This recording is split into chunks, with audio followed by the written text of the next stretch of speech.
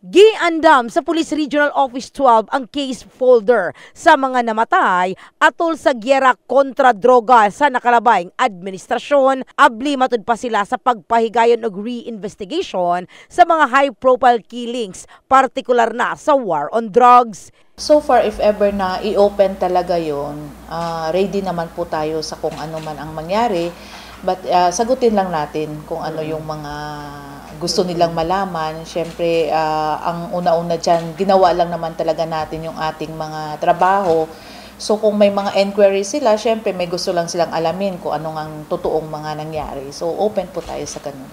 Dugang pagbutyag ni Police Major Risa Hernaez, ang spokesperson sa PRO12, nagtuo sila nga nasunod sa mga pulis ang balaod sa mga operasyon, partikular na sa illegal nga droga. Meron din po tayong mga other agency like RIAS, andyan naman din kung anong mga kailangan. Agad-agad ay nagkakandak din yan sila ng motu proprio.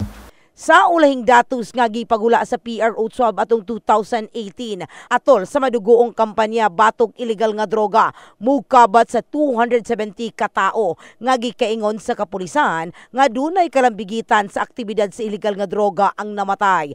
Asa sa mong ihap, 256 ang gituohang drug pushers. Ang maong datos gikan Hunyo 30, 2016 dungan sa paglusad sa maong drug war campaign sa nakalabayng administrasyon. In the heart of changing lives. Kini sa Brigada Richelle Gubalani. Brigada News.